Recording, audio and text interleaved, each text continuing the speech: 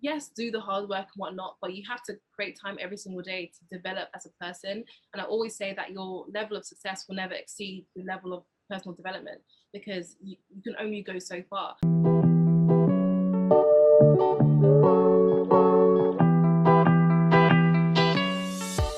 Hi guys, welcome back to another episode of the Rising Women series. In this one, we are joined by the amazing fashion designer, founder of the Entry platform, and recently self-published author, Rebecca Tembo. If you're new here, we are the co-founders of Shanae. Shanae is the ultimate destination for women that want it all. So if you're ready to rise and reach your truest potential, stay tuned.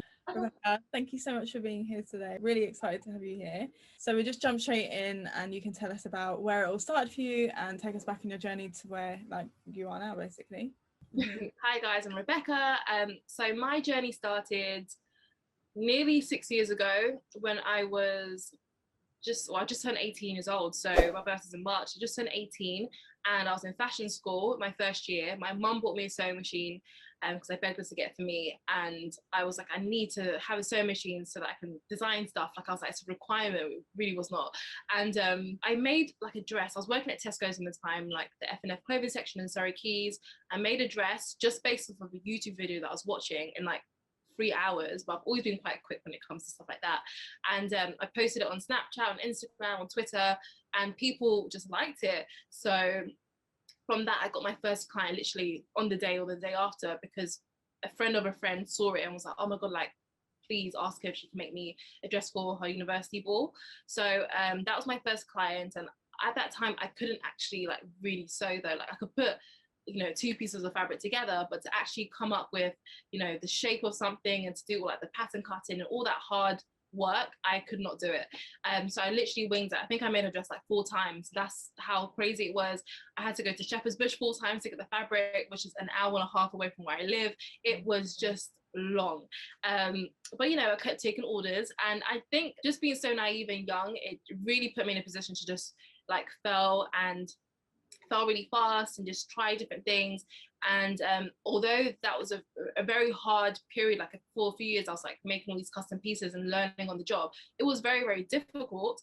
But looking back, I'm grateful because I literally just learned so much from not feeling like I had to be perfect and to know everything. And when I speak to designers now that I mentor and stuff, they're always like, oh, I need to know how to pattern cut, I need to know how to do this and do that. And you can see that it really stops them from just starting, and they just procrastinate, and it's quite a shame. But hopefully I can inspire people to not do that. From there, I decided that I don't want to do custom pieces anymore, because I was kind of bored of like making people stuff that they want to wear but I don't actually like to make. So it just so happened that I was wearing jumpsuits every time I went out for dinner pre-COVID, good days. I'd go into the toilets in like Novikov or something, and someone would be like, oh my God, like I love your outfit, where do you get it from? And I was like, although I like to go to those kind of places, I was purposely going there as well because I wanted to get those people's reactions and see what they thought. If it was like a really quiet night and no one complimented me, I was like, okay, this outfit wasn't the best. It wasn't the best, but I feel like it was good in the sense where I was able to just go and get feedback. It wasn't for an ego thing or whatever. It was literally just to get feedback of what people thought. So from there, I was able to think, okay, I'm going to post these ones online and I'll sell these ones and whatnot. And that really helped because then I've got known as the girl that makes jumpsuits. So it's kind of good because I created like a niche for myself. And then I decided to launch like a luxury line that was these jumpsuits at a higher price point that were all handmade in London on a made to order basis, which was great. And then COVID started and I was like, damn it, because no one's going to be spending £400 or £500 on a jumpsuit to go wear at this time. So I had to think really quickly, and I was like, okay, taught people like about fashion, how to start a fashion brand early on in the year. This is like February 2020. I booked a hotel in Kensington and I think I had 2 sessions, so just 2 different classes, maybe 20 something people attended. They both sold out in like 24 to 48 hours each. And I just taught them stuff. And then I thought, okay, let me just do this online. Let me create an online course so that if the business isn't doing well, like with the clothing, then I've got that stream of income coming in from a course or whatever. So I did that. I literally made the website in like a week. I started the whole enrollment process. So I had a enrollment open for a week as well, and somehow magically managed to get 48 students to go and pay some money to be on this course. So that was the first kind of like online business, digital kind of thing that I experienced, because 48 students paying however much they paid was quite a good amount of money. And some of that was upfront and some of that was split into 2 payments. So what was good is that the next month I was good as well, because I knew that there was money coming in from those other students. So I was like, oh, okay, like I've heard about these things. I follow these people on Instagram. I see them doing like all these online ebooks and and they're making hundreds of thousands in a month, in a year, whatever. Now I understand that this could possibly work for me, but I didn't really know where to take it. So after the course finished, and I was honestly very burnt out because there's so much energy, I started making some loungewear pieces for Rebecca Tembo again, and that did well, took up all my energy. And then I thought, okay, I don't want to be behind a sewing machine sewing every day. Like, I'm not excited about it. I put zero effort into marketing or whatever. I'm literally just very lucky to get customers. That's literally what it is. And I know that luck isn't enough to sustain a brand. You need to have strategy. So I remember going, like, there was a period where I was really anxious in September for like days. Like, I've never felt so anxious where I'm shaking as I'm driving. And my dad came down to see me, and he was like, you know what, there's something just not right. Like, we need to go on a walk because your anxiety is just way too high. So we went on a walk, and he was telling me all these things. And basically from the walk, I discovered that I needed time to just think and to not be doing and not to feel like I need to work to make money. So at that time, I wanted to like relaunch the course, but I knew that I was going to be 7 weeks of my life gone, and I wouldn't have that clarity and time that I really needed. So I think I was in the shower, and it came to me that I should do like an online masterclass, which would only be 2 hours and not worry about having to do a course or whatever. So I was like, okay, cool. I'm going to do this masterclass. I'm going to have all these designers that everybody loves, and I'm going to make £8,000. Like, literally, that was the number in my head. And I was like, £8,000. Okay, I'm going to sell the tickets at £40, and I'm going to get 200 people on it. And I don't know how, but in 10 days we sold out. And actually, a few people ordered a ticket even after that. So made just over £8,000 from that. And again, with the course, it made me realize, oh, you can actually really make money online. And that was like literally it ran over to nearly 3 hours of my life for £8,000. I was like, I'd rather do that than spend 7 weeks doing a course. So from that, I was like, okay, that gave me enough money to like not have to do anything that would bring money in. Luckily, I was writing a book at the time, so that came out quite shortly after, and that gave a nice injection of cash as well. And then creating the planners, I had the cash to now go and invest in it. But ideally, what I needed was the time to just be able to think about what I wanted to do without feeling pressure to make money. So I guess now kind of thinking of what's due for 2021, I created a new vision for the brand, for the entry, because at the beginning of the year I was a bit like confused with Rebecca Tembo, but we'll get onto that later. But I created a new vision for that, and I was like, this is how we're going to make money, this is what I want to do, this is how much I want to make, and this is the value that I want to give back as well. And it's been good. Like, it's literally, I don't know, last year my goal was to make like 30k from the entry, bearing in mind that the entry started in April, and so it only had like 7 or 8 months to actually make money, and we went over that, just over that, maybe 33,000 or something. And then now it's March, and we've actually been able to exceed that from collaborating with another, well, I say another company, but a new company that I started with another person, and creating like a group coaching program. And again, seeing like there's so many ways to make money. And I think I've been reading a book about vision, and I've realized that for me, I felt like as a designer, you had to have a vision to be like this big designer like Louis Vuitton or Gucci, but that's never appealed to me. I feel like what's always been my dream was to create a vision or create a brand where the person behind it for what they do, not for anything else, no vanity metrics, literally just for what they do. And that person is able to have a very nice lifestyle because they have those multiple streams of income. Whereas designers, they're like, honestly, a lot of designers are so broke because they firstly think that as a designer, you have to be broke. You can't be creative and have money, you're a sellout and whatnot. And they don't think bigger than what they see. Like, all they think about is their clothes. They don't realize that they can sell their skills, they can sell their experience and be comfortable and not have to worry about how many jumpsuits am I selling this month or whatever. So yeah, that's what happened. And now I'm back into fashion, which is great because I'm inspired. I don't have to worry financially about like, oh, if I spend money there, then what about there? So it's fun, exciting, and just a career that I've had to just create randomly by myself. So yeah.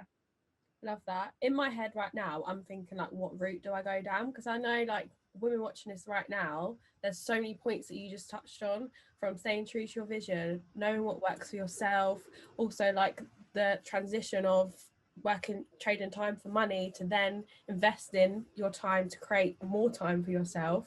What do you think out of all of that journey, before we go on to talk about your multiple businesses and what you had to go through, what do you think is the key thing that gets you through? Because I think a lot of women watching this and what we've come across, it's either that initial first step that stops them, or it's like, I don't have a clue what I'm doing. And in them times, I think you show a lot of, don't know if resilience is the right word, but kind of resilience to, this is what I'm going to do, and now I'm just going to pursue it. And like, I know a lot of people can either get in their own head about it, or like they don't believe in themselves. So I'm just curious to know, like, what goes through your mind when you're going through these little different things? I think when I first started and I wanted to do fashion, that was just something I always wanted to do. And I was just stubborn enough to like not listen to my parents and, you know, choose my own career basically. So it's just being young and naive, which is the blessing to be young and naive, honestly. Like when you start to do business and you know a lot of like how the world works and why people market in the way they market, like you actually wish you didn't know, because everything now starts to feel a bit fake. That makes sense. But then moving on, it was literally just everything that I did came from like I had to do it, like I had to make money. I feel like leaving my job was, although I had a little bit to get me through, obviously like you always save up and then you realize that you spending all the money. But I feel like I don't know how I'll do it next time if I was to like live another life, but it put me in a position where there was no other option. I've got a car to pay for, I've got insurance to pay for, I've got a credit score to keep up. Like I don't have like, any option to not make it. So a lot of the times when I had a new idea, it came from a place where I had to do it. Like there was no other option to get there. And luckily I follow a lot of like, you know, entrepreneurs and from all over the world as well, where I'm able to like look at what they do, especially Americans, because they have this crazy hustle culture. They're so inspiring, and I'm able to pick up on that and then implement that into like what I do as well and make it make sense. But I feel like you have to also accept that you're not going to know everything. And now I'm so comfortable with not knowing like where I'm going to be in 5 years. Like I know where I want to live, I know the life that I want to have. I know the relationships I want to have, but I don't know exactly what I'll be designing or exactly where the entry will be. Like you need to have a vision. That's important to know what you're working towards, but it doesn't have to be like so clear to the point where it's like, you know, if it doesn't look like that, then you haven't made it. You have to just allow life to take you to places, because like I said, that this is a career that I've had to create. No one tells you in school that you can go and write a book and do this and do that. And even if so, you have to be like 40 or 50 by the time you're able to write a book or something, you know, not 23. So yeah, you just have to let life be what it is. Yeah, and I think you've touched on a really key point about just having the vision, because a lot of us think that we have to have all of our ducks in a row. We must know everything first of all before we start off into a business, or have that idea. So no, I need to know all this stuff first before I can go and do that. And obviously you just show that you can have that vision and just trust in your journey and know that. And a lot of people are like, what's my 5-year plan? Do you know what I mean? Like everyone thinks that they need this massive 5 to 10 year plan. Yeah, it's trying to strive for like perfection and knowing like what's to come and preempting like I must have it all figured out in the next few years, which is, you know, I think it's just too much of an expectation to put on yourself. It's like you said, having that vision, but then also knowing like just to let life unfold. You don't need to have all the answers right now, and it's a key thing. And like you even said, like writing a book, you've written a book. So tell us more about your book as well, actually. Yeah, so the book is called Stumbling into Personal Branding. It's so funny because like in college and in school, I've always been the friend that's like, I just like fashion. I like nice things. And I'll just joke around. My friends will say something that's a bit weird. And I'll be like, guys, you're affecting my personal brand. Like, can you stop doing that? So like a joke that I've had with my friends. And then last year, I guess when kind of looking back at the year, I was like, oh my God, like these have all happened because of this thing called a personal brand. And there's so many definitions for what a personal brand is, but I personally think it's just becoming an expert at something and being vocal about it, because there's so many experts that you don't know, you know, because they just do what they need to do. But if you actually want to monetize on your experience and what you've learned, then you have to talk about it. And I didn't realize that I was building this personal brand from the beginning of just showing my journey. No one told me to do that. It's just something that I did. So luckily again, just being naive, being young and silly, I just did things without it needing to lead to anything.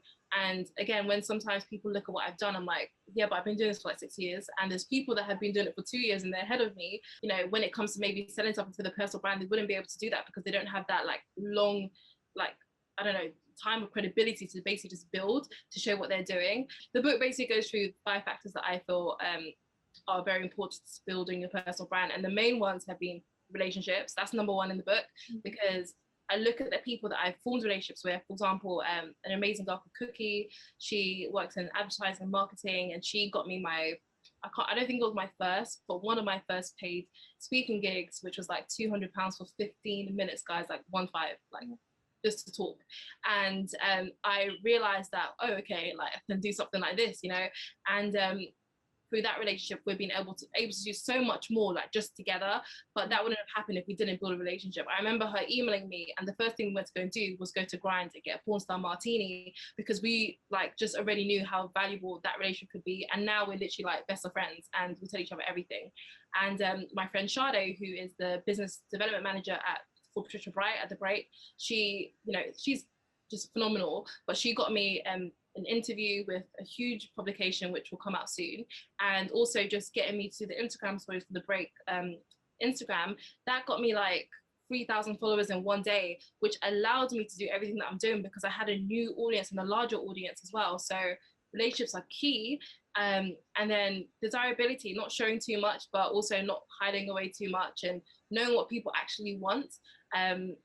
Not creating what you think is good, but like obviously you start off by creating what you think is good, but then literally looking at that data and thinking, is this desirable? Like, how does this make people feel? There's a lot of like Robert Greene inspired text in that chapter, because he talks a lot about seduction and the art of war and things like that. But it all comes down to psychology and how people think in order for you to create a desirable product, a desirable service. Even with the book, I knew that if it was pink, more people would desire it, because it's like, it's Instagrammable. You can put it like with the coffee books or whatever, you can take pictures of it. I knew that would make a lot more sense than doing it like black. Like, no one would really like want to pick it up. So it's, yeah, just the psychology of things. And yeah, it did good. We sold 100 books in the first day, so it's still selling now, and I feel like I'm ready to write the next one. I think it's really amazing as well, like you said, like tapping into other people's audience is really key in order to grow your own business, because you want to keep growing and you want to attract in new audiences and things like that. So obviously your business is kind of pivoting now as well, because obviously you've got, you know, Rebecca Tembo, where you're doing all your designing and all the clothes and things like that, and you've also got coaching now as well. Like, how do you manage the book? How do you manage having 2 of them? Or you just started the book. Yeah, it's like the book, and then coaching. you started up another business. Like, how do you manage all of that in your time? It's more free, or under free company, should I say. But I was actually saying this on a one-to-one call that I had before this, because she was talking about managing her time. And I just said that, obviously, like on a Sunday, Monday, I plan my week. Like, I'm all about productivity. Like, I release the planners and stuff. So I plan my week out, and I have a good idea of like what I need to do. I work when it's best for me. I feel like I'm very hard on myself, and I feel like if I can't, like, I find it very hard to work from 9 to 5. Like, that is very, very difficult for me, because I can't work in the afternoon. So it's better that my 9 to 5 is split up, where I'm working in the morning and I'm working in the evening, and then my afternoon I can just do whatever I want, or do like a very light task. So I'm basically just swapping my afternoons and evenings out, because I can work at 5 and finish at like midnight if I really, really wanted to. Or I can work from 5 to 9 or whatever and still get things done. But I'm feeling like I have to stick to some sort of structure in order to get things done. So I think as I've like grown my team and stuff, I think about what works best for them. Like my EA, like I'll get so annoyed because she'll send me emails at like midnight. I'm like, why would you say, like, just schedule it for 8 a.m. Like, who does this, you know? I'm like, you know what, that's when she works best, and she produces good work. So why should I change how she works if that's who she is, you know? I think you can change it, but if that's working for you, then it's not harming me, you know? So definitely know when you work best, and you can optimize. And what I've started doing is creating like different days for different tasks. So Monday will be the entry, Tuesday will be like my personal branding thing. So it could be like filming YouTube videos and just like interview, whatever it is. I tend to do my podcast interviews on Tuesdays and Fridays. Even like conversations like this, or one-to-ones, I like for them to be on like set days. And then like Wednesdays, I think it's the entry and the FMCG, and then Thursdays is Rebecca Tembo clothing, and then Friday is like, again, like just, it's typically just calls back to back. And then the weekends, I don't like to work on a Saturday because I feel like everyone's chilling, so why should I work? And then on a Sunday, I tend to feel guilty, but also know that there's the week is starting again the next day. So it kind of gives me that push to go and do something. So yeah, it's just kind of blocking out my days for different things. Sometimes things overlap. Sometimes I have to do like Rebecca Tembo and the entry on one day, but that's okay. Like, it's not a big deal.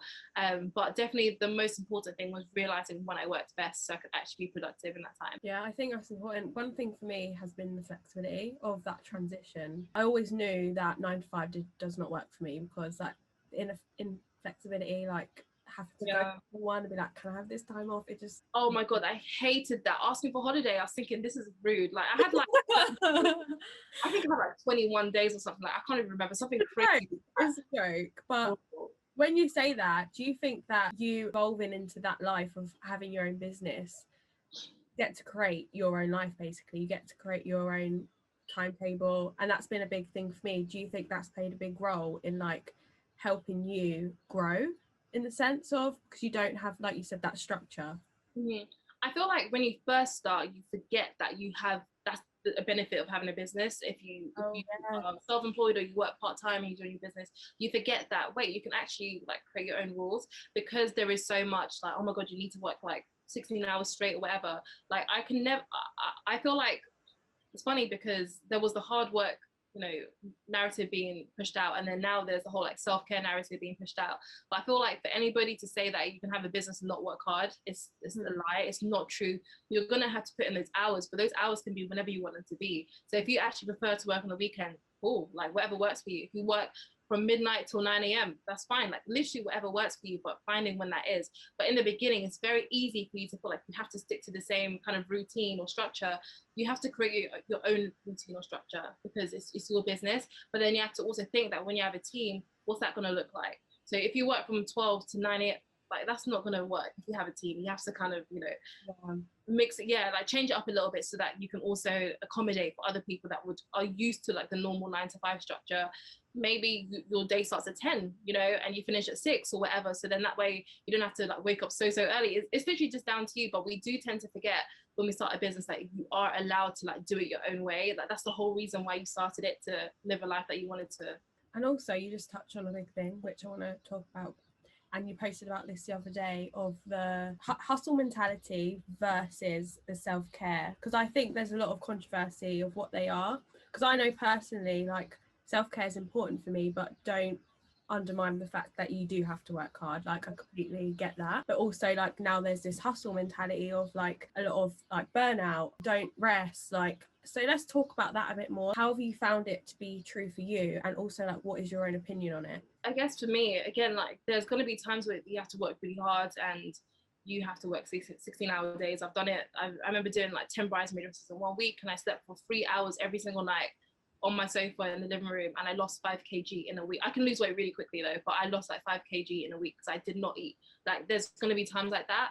And there's also going to be times where you have so much time that you don't know what to do with yourself, but you can embrace that and understand that that's, again, a perk of what you do. But when it comes to the whole like argument against like hustling or self-care, it's really just a battle of the egos.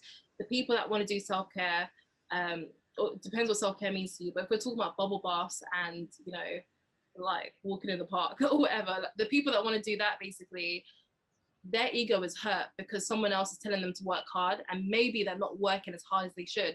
You wouldn't be affected if you were working hard and doing the self-care. You wouldn't care what people have to say. You're only affected when like, well, okay, it's kind of hurting me what they're saying, because I know that I'm not really doing as much as I could. And then those that are really burnt out from working super hard, they're now affected by the self-care crew because they're jealous that they don't have as much time to relax and chill. So it's even the same when people, 9 to 5 say, oh, but if you're an entrepreneur, you don't have stability, or and the entrepreneurs say, well, I don't want to work a 9 to 5, your salary's capped, blah, blah, blah. Like, you're only attacking each other because you feel affected by what the other person has said. But if it doesn't bother you, then you've got nothing to say on it. So I think it's just all an ego thing, and it's always going to be there. I don't think it will ever stop, but you just have to like drum out the noise. Like, those people that, for me, again, like, because I feel like with the business, you have to work hard, especially when you have a team. You have to pay people, you have to pay your rent or whatever. Even just for your personal life, even just for your sanity, so you can just go out and go 1-2 holidays a year or whatever. Like, you have to do the work, but it's up to you whether you're going to sacrifice a few years of self-care to get to a better place, or if you're going to incorporate that into your life now, like it's literally just your choice. So I've like unfollowed people that I feel, not that they're bad people, but maybe their message wasn't something that my life needs right now, because when I'm working hard, I feel like, oh, I can't, because they're telling me that's not good to work hard. When has that ever been bad? You know, we all like, I remember my first, not my first, but my therapist for the one I have now, I was saying to him, you know, like, this is what I want to achieve and this is why I work like this. And he was saying to me, oh, like, you shouldn't work so hard, like, you know, who are you trying to impress, that kind of thing. And I remember leaving that call feeling like, you know what, he's not a bad person, but he doesn't understand how my goals are so big that it requires a lot. I can't sit back and like literally just soak for like an hour every day or whatever and expect to move to LA, expect to have a Rolls Royce, expect to build a school in Africa for kids that don't have the access to what I've been privileged to have access to. I can't afford that. Whereas he can sit on the couch and talk to me, and that's his aspiration, and that's completely fine. So you just have to choose what to listen to. I think so, and it's knowing what resonates with you as well. Like some of us may choose a more of a work-life balance. Some of us might think, you know, I don't need to work as hard, but I do this and I do that. Like it is personal preference, and it's whatever's going to be a balance for you. And you know, like going back to what you said, like obviously, how do you deal with your mindset and kind of knowing when to give yourself that break and when to push harder? I guess, like, for example, like with me, like knowing that I don't work well in the afternoon, I just do whatever I want to do. I watch Real Housewives, I play Sims, like I just yeah, I love Sims. I played it like Sims. It's just the best thing ever. Right, But looking. the fact that you mentioned that, like we're inside, we're like, oh my god. But yeah, so but no, it's like, it's just doing things that you like to do when you can. So I'm not gonna like restrict myself from anything. I think after a while of like being in business, you're like, you know what, if I'm gonna do this with the stress that it comes with, I might as well have some fun here and there. So like I still have my fun, but maybe it's just not the way someone else would look at it. Maybe for some people, like they would rather work just 3 days and then they have the rest of the week off, where I'm like, I'd rather work the whole week and then just, you know, certain times in that day I can do whatever it is I want to do. So I do have those periods where I can just chill. I don't really work that much on a weekend. Like on a Saturday, I don't do anything. I don't want to do anything. But on a Sunday, I'll catch up, you know. So yeah, I hope that answered your question. Yeah, no, which is great. And I think I work quite similar. Like I like my Saturdays. Yeah. And like Sundays, I don't mind doing like work, or like if we shoot videos or do content and things like that. It doesn't feel like. I think with business as well, sometimes it's that medium of like we set our own schedules. So it's like we know how we work, and if we can do that for a long period of time, there will be some weekends where we pick up work because we set ourselves up for the week, but then there will be some weekends where we're like, actually I need to switch off. It's like there's no one way, or like you should like have every single weekend off. It doesn't work like that. Like it's just not realistic, because things are always going to happen. If you have a photo shoot on the weekend, you're going to be busy, you know. So, and you're going to be busy the whole week because you need to prep for it and do all your other work and show up for your audience and whatnot. So I think, again, when you start a business, you have to really be realistic of what it comes with, and don't think you can do like a 4-hour work week. And it's not realistic. You know? To like talking about now, the go-to person, in my opinion, of like women come to you when they want to build their own brand, as well as be coached and look for business advice. What do you think like the number one thing right now for women wanting to rise and reach their potential, like they need to hear? If they want to start their fashion brand, they're wanting to like go to the next level, like what do you think right now women need to hear? Mindset before everything. I think, you know, we're always looking for that secret to success, or like what's the next thing going to be, what's that productivity hack, and we don't realize that everything is literally in our heads. And I say this knowing that I have so many limiting beliefs as well. Like I'm not perfect, but it's when you're able to believe something and truly like see it, that you're actually able to go and pursue it. Like you don't need anyone to really tell you like this is what you need to do. Like a lot of the reasons why people are able to sell group coaching or mentorship, like one-to-ones, things, books, whatever it is because people are lazy. So if you're able to go and do the work for them, they'll appreciate that. That's what they're paying you. Like they're literally paying you to go and do the work for you because they don't want to go and do it themselves, you know. But imagine if they had that mindset where they were like super resourceful, where they were going to make it happen like one way or another, that they'll figure out the answers themselves. So yes, do the hard work and whatnot, but you have to create time every single day to develop as a person. And I always say that your level of success will never exceed the level of personal development, because you can only go so far. When you're really lazy, like a period of laziness, or when you're feeling really demotivated or whatever, your business isn't doing well, right? But when you're super on it and you're consistent and you're showing up even when you don't want to, that's when you see results in your business. It's so simple, and we make it so complicated. I think it's easy to say though, but what it really comes down to is, again, how you think, your emotional control as well. Like, I can't come and say like by choosing the hard path, that's easier to do though. Like it's difficult. What do you do when you wake up and you don't want to do anything? Or when the sales are slow, you know, or when you can't talk to anyone because no one really cares, or they don't really understand what you're doing. Like, that's again where mindset really comes into play, and you have to fight for yourself. So yeah, like literally work on your mindset first, because that's what will actually carry you along. Yeah, I really think mindset is key, and it's a lot of kind of the work that me and Tia do as well, because we're obviously really into personal development, and a lot of things that we say on our page is to do with mindset and all different things really. And I think it's really key, like, to also understand that it's okay to have those limiting beliefs. It's okay to not know all the answers, like you say, but you get to like work on it, and you get to kind of reprogram that mind, because you've got to think, like, you learn things from your parents, they learn things from their parents, and we're passed on things and things like that, and we go about our life in society and at school, and you know, there's just so many things we start to believe, then we have our own identity that we need to work through and things like that. So it is kind of saying and having those inner conversations with yourself, to be your own cheerleader, to know that it's okay, like, I've got this, and kind of thing. And I think also with you, I've looked on your YouTube page, and I know that you've read a lot of books and things like that. Like, what has been the most impactful book you would say that if you've read this far, or something, what's been the most impactful person or the most impactful information that you've learned up until this point? Just before I answer that, you said something before that reminded me of this like life coach that said something to me. So the reason why mindset is so important is because once you're able to understand how you think, you're able to understand why you do certain things, and you realize that action comes down to feelings. Like, you do things because you feel like it. And I remember speaking to this life coach in the DMs, and I don't know what I said to her, but I said something like, I remember there was an event that I wanted to go to, and I didn't go to it because I knew that I was going to be the only Black person there. So I was scared that people wouldn't take me seriously, or they wouldn't want to speak to me, and they'll be all cliquey because it was like a fashion event. So I didn't go. And I said to her, like, yeah, sometimes I feel like, you know, because I'm Black, it's going to be quite difficult, but, you know, whatever. And she said, wait, no, why are you saying whatever? Because this is the thing that is really, it's not a big thing for me, but it was one of the big things at a time that was really stopping me from progressing.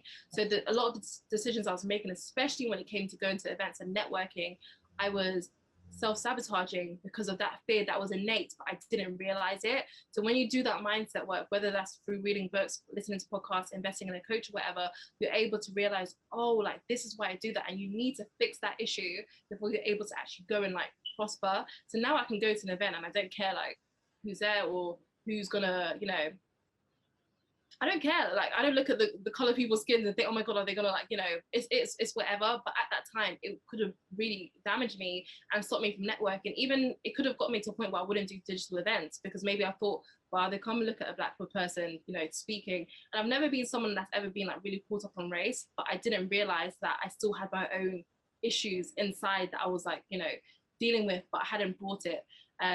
I hadn't faced it. And she said, like, if you don't do that, eventually you're just going to explode. You keep suppressing, but that suppression builds up and then it just goes crazy and you can't handle it. But on your question about books and stuff, I think the best book I've ever read is The Obstacle is the Way by Ryan Holiday. It's my favorite book, and I always recommend it. Then I'll say next would be Ego is the Enemy, which is also by Ryan Holiday. What I like about Ryan is that he literally just attacks you. Every page, you're like, you didn't have to say that, Ryan. You didn't have to say that. It's horrible. It's Ego is the Enemy. A lot of people have read that, and they just feel so attacked. You just realize the things and the habits that you do and that you say, and how it does not serve you, and how it's all just to feed your ego, and how we're all a little bit narcissistic, just a little bit, you know, some people more than others, but we have a little bit, and it's okay. But it's recognizing it and realizing where it doesn't serve you and where you need to kind of like stop it or just reduce it a little bit. So The Obstacle is the Way, at the time that I read it, brought me out of depression, because I realized that I had control over my life, and I thought I didn't.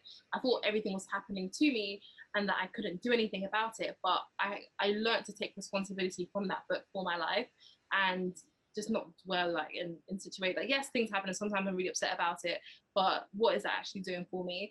And of course, with these books, they give you so many examples. Like when the pandemic thing happened and lockdown started, I was not worried about it, because I remember reading in The Obstacle Is the Way, he made a point about all these companies that grew in the Great Depression.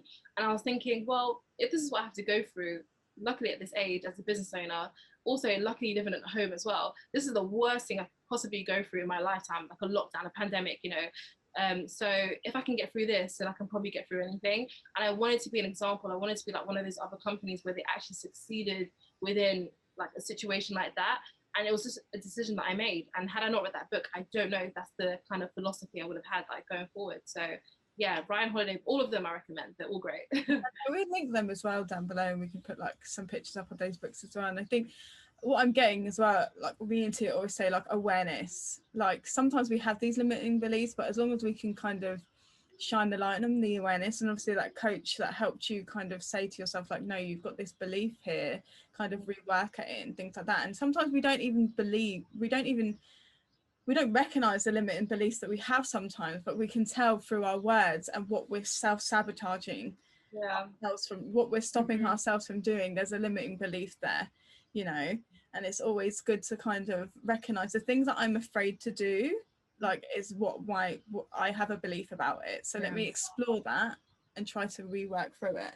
And I think that's a real key thing to do with mindset and the mindset work. And I think, like you said, not suppressing things down and letting them come up. I don't think suppressing that energy within us and kind of just like trying to put it to the side, because like you said, it does get bigger. And I think it's key not to avoid things that are going to help us move forward. Like, we have to step out of our comfort zone and know that we can go forward and things like that.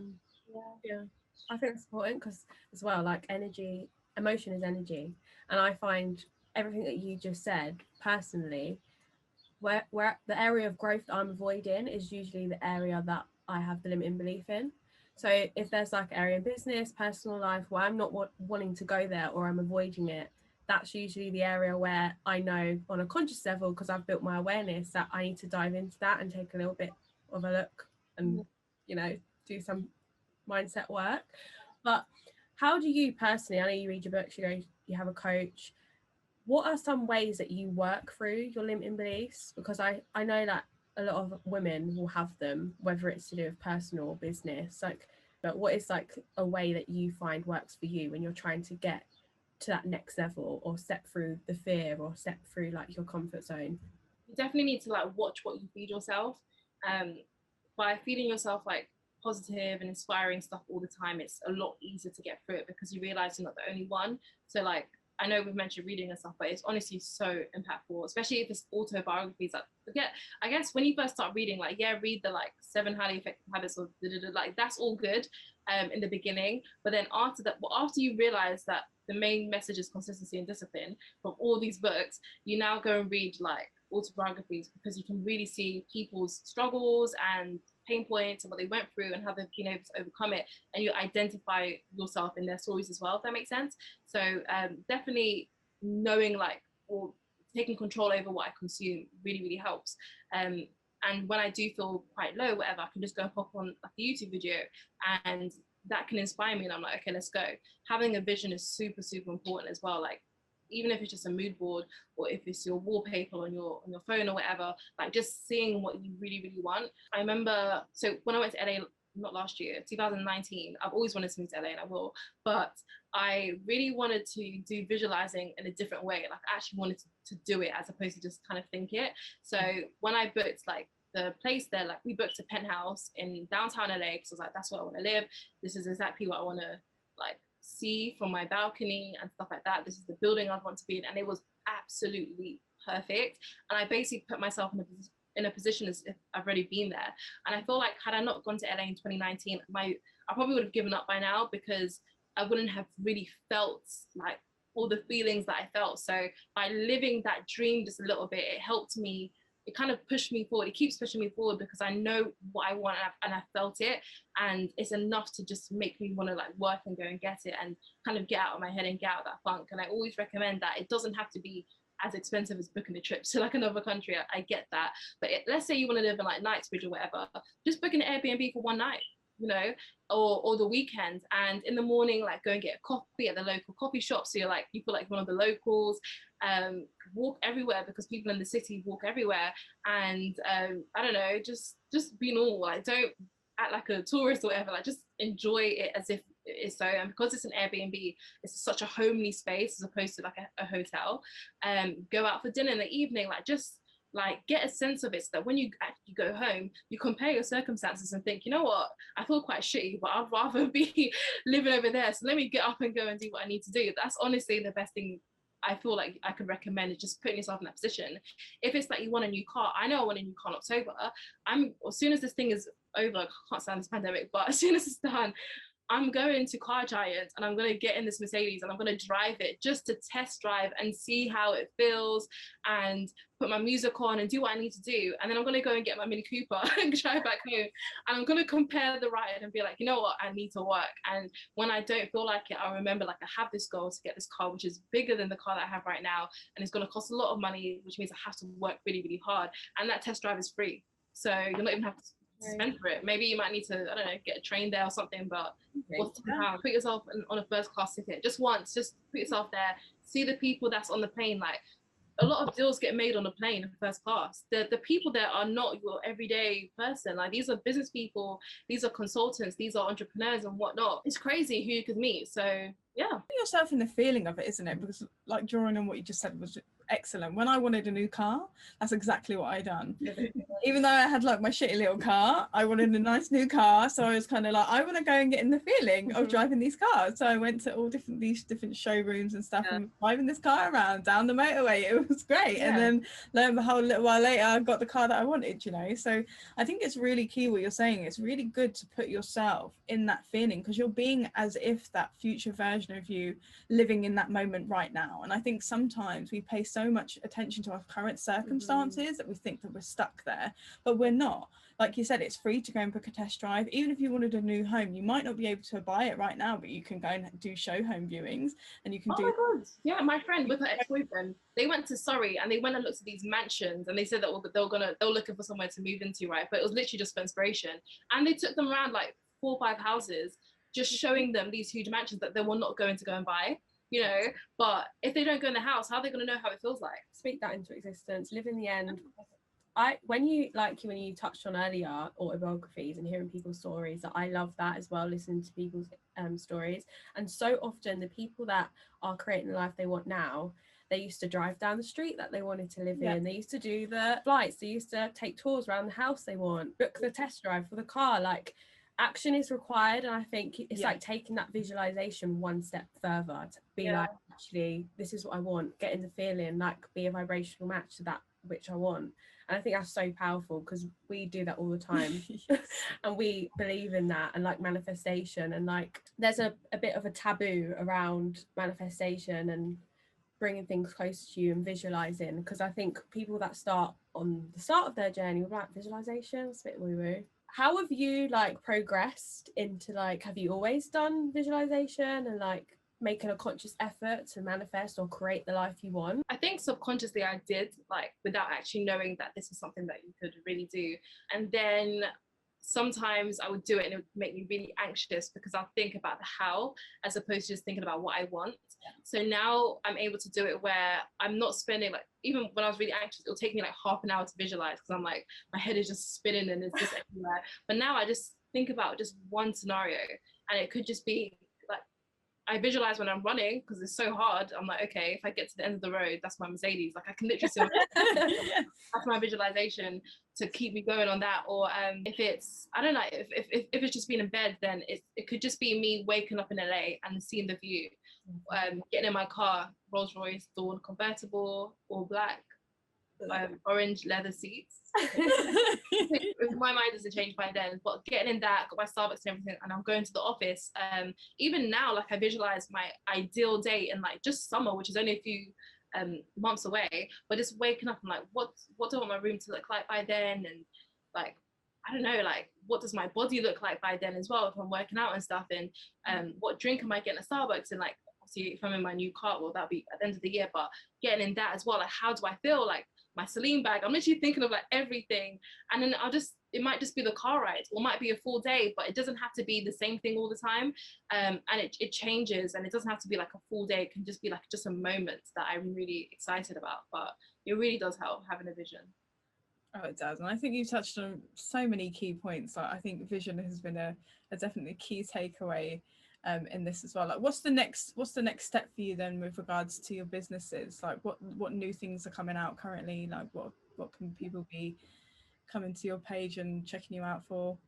So I've got a few designs coming out. I think I'm going to release like 2 designs a month. I'm still working on like how I want to like release collections and stuff, but currently getting samples made, so hopefully by the end of March or some point in April anyways, I can just restart, because I haven't actually made anything since September because the entry has taken up all my time, but it's exciting and I won't actually need to sew anymore, so that's fun as well. Yeah, so I actually have a manufacturer in the UK doing that, so that's really, really good.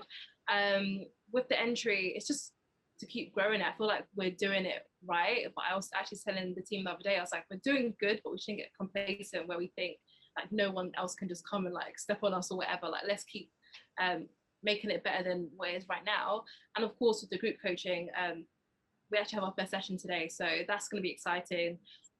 6 months working with these 37 people now that we have, so that's super exciting, and just creating more like consistent streams of income. That's my main thing, because like I said, I want a nice life, I want to move abroad. We need a lot of money to do these things, but I never want it to be something that doesn't resonate with everything else that I do. Like, it all needs to make sense. So figuring out ways to monetize, and then what I'm going to work on, what I've been working on for myself, is creating, whether it's like a digital product or something, to actually help people do the same thing, what I've done with the entry, whatever. Because I don't think it's hard, but I think you have to kind of, it's going to take some time. It's not a 30 days make the first, I don't know, £10,000. It's actually like, give yourself 6 months, show up, be consistent, do all of this stuff, like follow this blueprint, and you'll actually be able to monetize it and create some extra cash, because you can't rely on a salary like anymore, especially with what COVID has shown us. It's just not, it's not possible. So yeah. And I think it's really key as well, like knowing that we can create the life that we want. We really can. And it's knowing that, you don't have to stay stuck in thinking that I have to drive in a job that doesn't fulfill me in any way. Like, start thinking about like, what brings me joy, what can I kind of do that I can make money from. Like you said, in the online space, that's not something you thought about a long time ago, but look, like with the entry and things, how much that's growing, and how you're actually able to do another stream of income from that, which I think is absolutely awesome. And I know like our community and things are going to have so many takeaways from this interview today, and we've actually loved interviewing as well. So where can our community find you? What's the best place to kind of come and check you out? And we can link all that down below. Follow me on Instagram or Twitter at I am Rebecca Tembo. The entry on Instagram is the entry_platform, and my clothing brand is Rebecca Tembo Official on Instagram. Yes, thank you love so it. much Yes, for being on this. Loved interviewing you today. You've literally given so many different things where people can go up. Thank you so much for today. It's been absolutely amazing. Thank you for having me. Thank you guys for watching this episode. If you liked it, don't forget to hit the bell icon and like and comment so you never miss another video. You can find all of our links in the description box, and we will see you in the next episode. That was the last episode of the Rising Women series. We really hope you enjoyed this first season. We've loved all the feedback from everybody. Let us know down in the comments below which was your favourite episode. We're so excited for you to join us in the second season of the Rising Women series. In the meantime, you can stay connected or join the Janae community by subscribing to our channel or joining us over on the Janae Co Instagram.